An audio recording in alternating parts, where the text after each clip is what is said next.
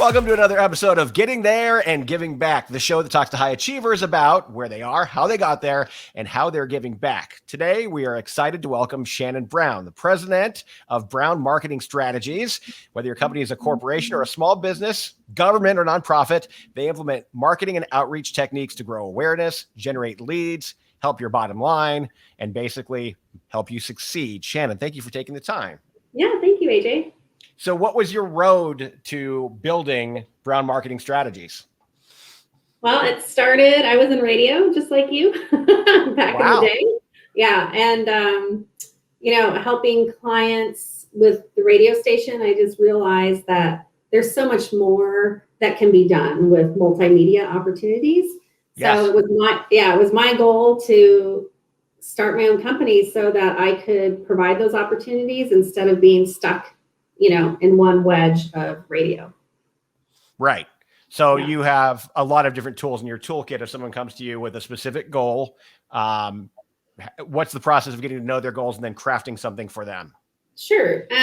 So I feel like we're unique because I feel like sometimes we select our clients. People always say that the client does select you, but we really want to make sure that the clients we work with are doing better, doing good in the community, and the things that their products and services or programs offer really truly make a difference. So when you look at our client roster, you'll see that, they're all doing something that makes somebody's life better. And so we're all about the betterment. So with us, that's the first thing we dig into. What are they doing and how is that helping somebody? Because that drives the passion of our whole team. Okay, you kind of answered my question, but that's really amazing. What inspired you to take that angle and really care that they care and are doing good in the world? Sure. I think in radio, I was doing so much nonprofit work. We were helping nonprofits get their message out there. And I just loved it. And then tying in companies that wanted to be aligned with nonprofits but didn't know how to do it. So helping those companies connect with the nonprofit and create a marketing program around, multimedia. So that really resonated with me, and I've just carried that through till today. Makes it a little bit easier to come into work every day when you know you're not just going to make some money, but you're going to help people as well, right? Oh yeah. I mean, it's interesting. We've had some team members here that are used to selling a widget, right? Or selling something tied. It's all about the numbers, and our numbers are all about the number of people we can impact and change their lives with our clients. Wow. Can you give me an example or two of companies that you've worked with recently or companies that stand out as great stories? Yeah. So we work with the county in San Diego. We're actually in the thick of it right now with them for COVID vaccine. So we started back in March when COVID first hit, and really every step of the way, weekly, monthly, changing messaging, trying to reach people, all different communities, all different diversities, really looking at that health equity and how can we make people aware of what's going on and the things that they could be doing during that time.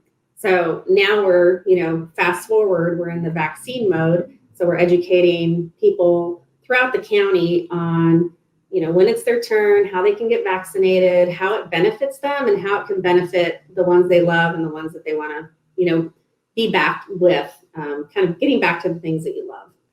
That's pretty amazing. I mean, this is going to be something we all look at as this moment in history. And you can say, well, we were a part of getting it done in San Diego. Yeah. But it's also a challenge, right? Because you usually have a target audience. And in this case, the target audience is adults. What's the plan for reaching everyone? Well, we do it in layers. So right now we've started with recently with 65 plus, because that was matching the tier. So not only are we trying to reach that senior population to educate them, we're trying to reach their families to educate them on the importance. So we're kind of doing a two-tiered effect together, right? Where the senior might be hearing one message, but then another message is targeted to it could be an aunt, uncle, a younger sibling, or a son or daughter, right? So it's really juggling on making sure we can reach as many people as possible to help everyone during the tier changes that are happening. That is very cool. When it comes to marketing, it is. Yeah, absolutely. Marketing has to be incredibly rapidly changing because we get new tools all the time now with social media, and then this platform gets big and that platform gets big. That wasn't a factor even 15 years ago. How do you keep up with it now? I hire great people. My team is so talented, and I have a specialist for everything, right? So, you have specialists for your social media, for your digital, for your email marketing. You have specialists in, creative and messaging. I mean, it's super important to make sure you have experts in every category. I can't say that I'm an expert in all of those, right? So I have to stick to my zone of genius, which I think is more the bigger picture of the aha moment on how we can help people. Wow. And how do you match the person's goal with the right tool? Or the company's goal, I'm sorry. That's a great question. So normally the campaigns we work on, we're impacting people, right, through awareness. So we have to look at behaviors, because not everybody watches TV. Not everybody listens to radio. Not everyone has a phone. Not everyone, is out driving around. I mean, you really have to, not one size fits all. We have to figure out, based on the audiences that we're targeting, what is the most impactful that we can do, while streamlining our clients' money, and what's most effective with the messaging. So every campaign is different, because every audience is different, and there's really not a one solution fits all. Were marketing budgets the first thing to go when COVID hit, or were people smart enough to go, I'm going to need it more than ever?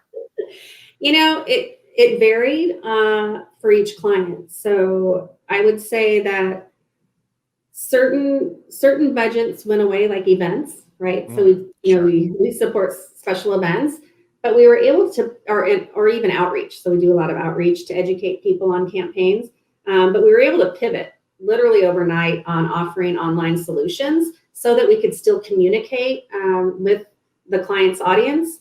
So again, we do a lot of transportation outreach. So looking at, okay, all of a sudden this COVID is probably shifting into a telework, right? So how do we help those companies that now are dealing with telework situations because everyone's fleeing from their offices, right? Yeah.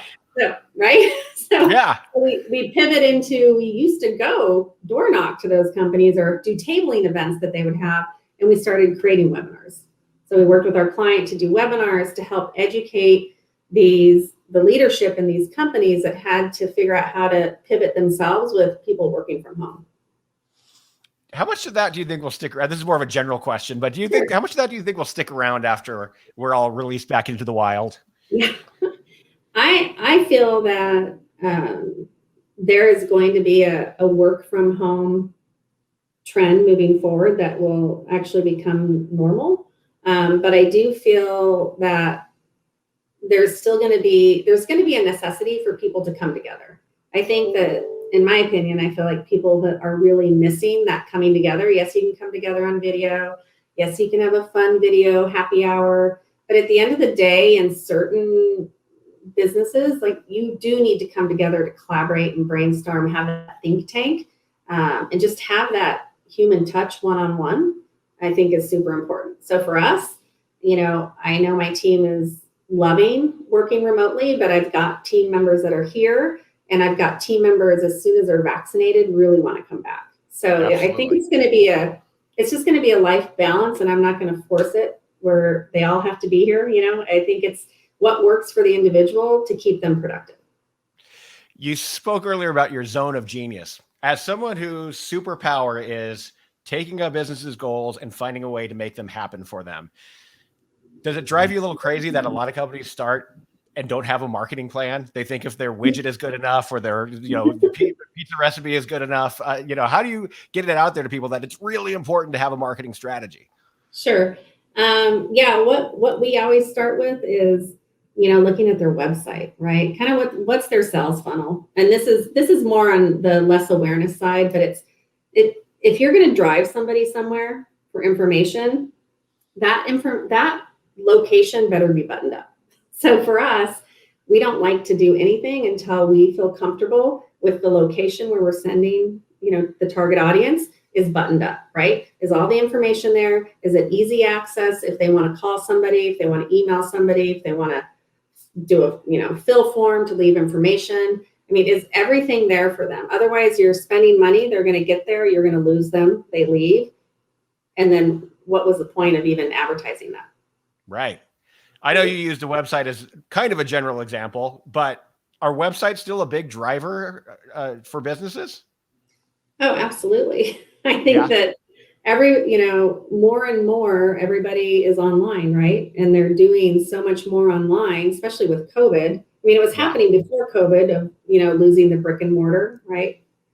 Touch point. But now everybody's online, especially with COVID. And I think even when COVID's over, everyone's so used to having the opportunity to shop online if they want to, or order takeout online, or whatever it may be. So it's really being buttoned up, not only on your website, but it's looking at your Google My Business, looking at your Yelp, your social media, like is all your information that's public facing current.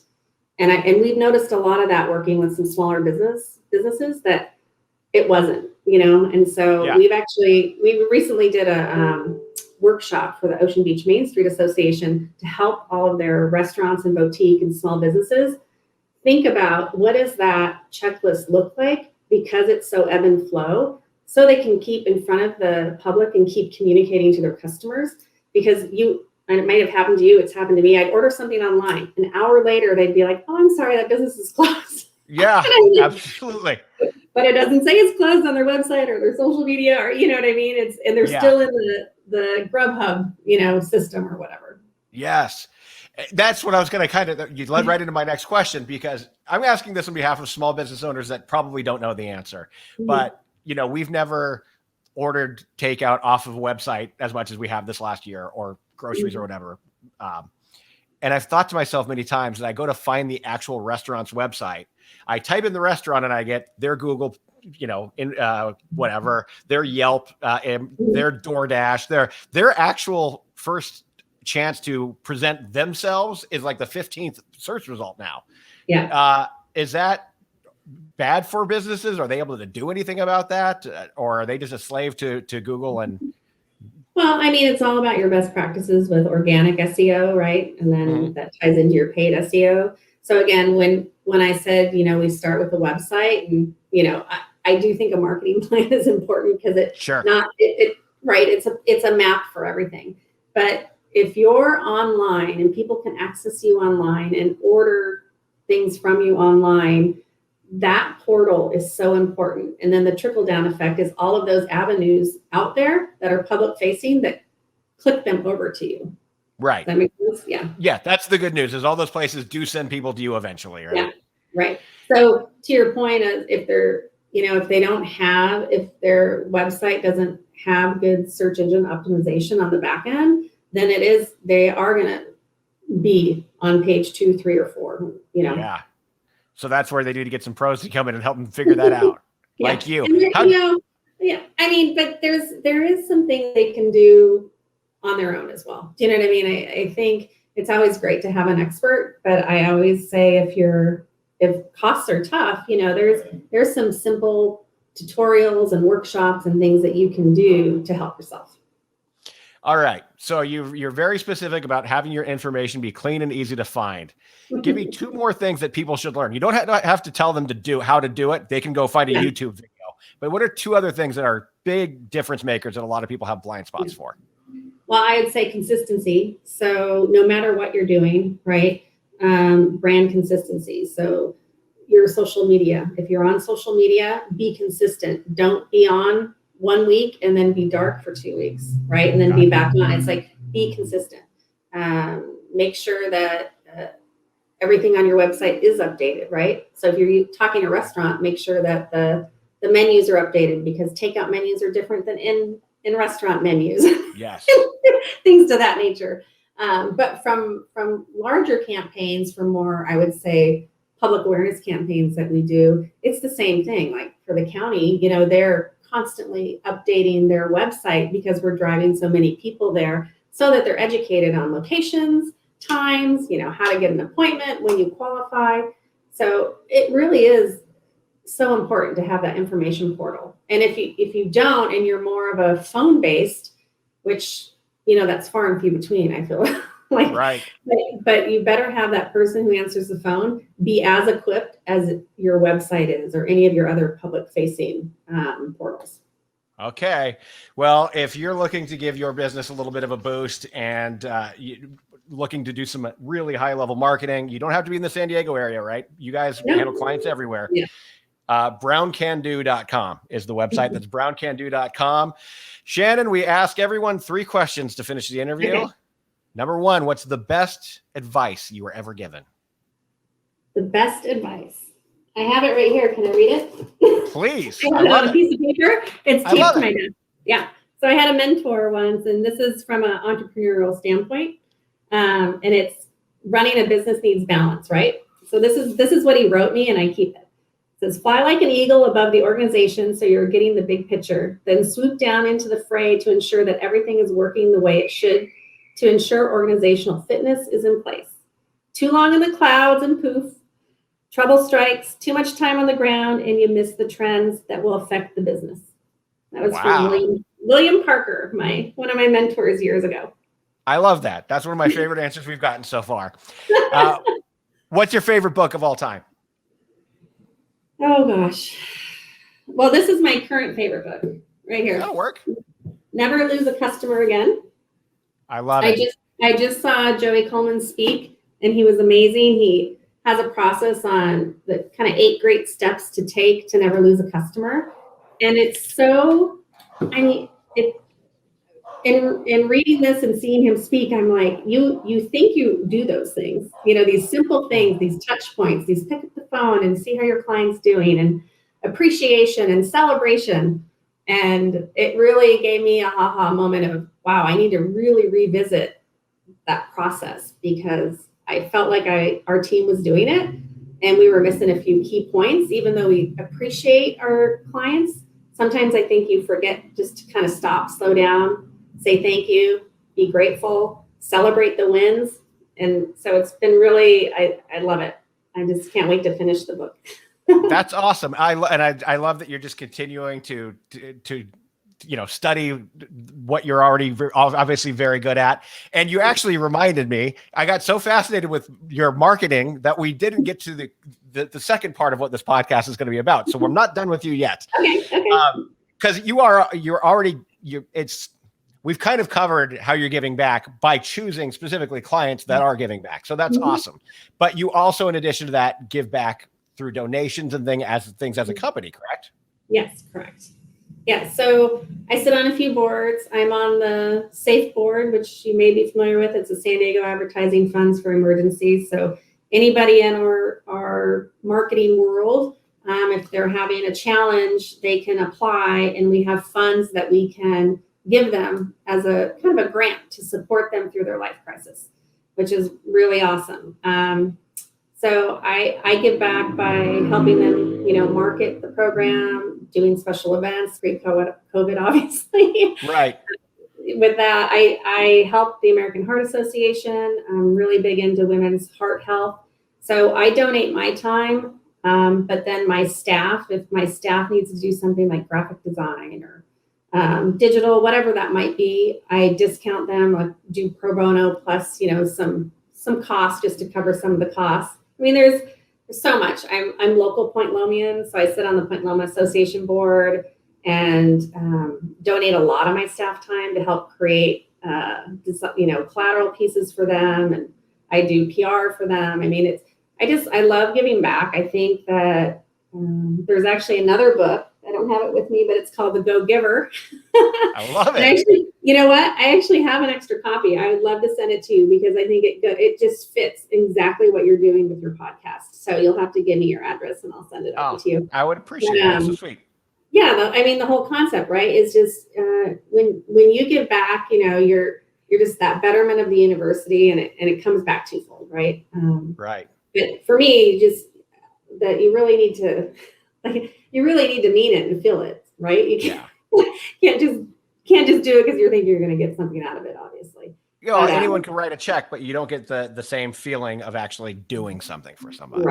Right. Yeah. So, and a lot of our clients that do, like Phil's Barbecue does a big fundraiser for Big Brothers Big Sisters, and I'll donate my time for that. and just to help, because I think we couldn't do it last year before, we helped them raise $100,000, for their Operation Bigs program. Yeah. So there's all of these things we do with our clients. I mean, it truly is for the betterment of the community, and we love it. Boy, that was a lot. That's a lot of good you're doing, Shannon. And you actually caught me with the very first thing, because you're telling me that there's an organization to help other people in the marketing field when times get tough. And yeah, that's kind of amazing. And a lot of industries, they want the competition to have a tough time, because that means less competition, right? yeah, exactly. I mean, they've been around, gosh, I don't know, 20 plus years, and a lot of seasoned radio and TV talent have been involved. And it's kind of, we always say, the best kept secret, right? Because we feel like we need to get that message out even more. But with COVID, it's been challenging, because unfortunately, COVID doesn't really classify as this life crisis under these categories that we have. Right. But we're still able to help a lot of people. And our goal is the board's trying to regroup so that we can focus on this again and get it, up and running. It's kind of been dormant, I would say, for about 6 months. So. Well, a lot of things have, but we're just coming out the other side of that, right? It's a great time. Well, that's amazing. Brown Marketing Strategies, you guys are giving back by helping companies that are already giving back. That's in the DNA of what you do. And then you're giving back through all those organizations, and through donating, and through giving your time. I love it. That's what this podcast is all about. I'm so glad we got to talk to you. And now I'll do the third of the final 3 questions. Okay. Do you have a habit or ritual that makes your life better? I do. I have a few. I love morning yoga. Nice. It really grounds me. And when I come into the office, I can tell my mood is better, my spirit, my body feels better. And at night, because I always have so many ideas going on, and I just can't turn off. I started recently, probably 2 months ago, I started meditating before I go to bed. And I have a Fitbit. So on the Fitbit, there's a 10-minute meditation from Adrian. So he just starts it out like, "Hello, this is Adrian." And it's rainwater in the background, and kind of you do a body check, and you do deep breathing.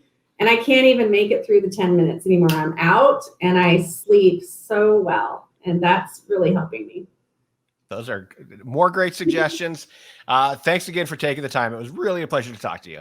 Yeah, it's so good to talk to you. I'm so happy for you. So congratulations.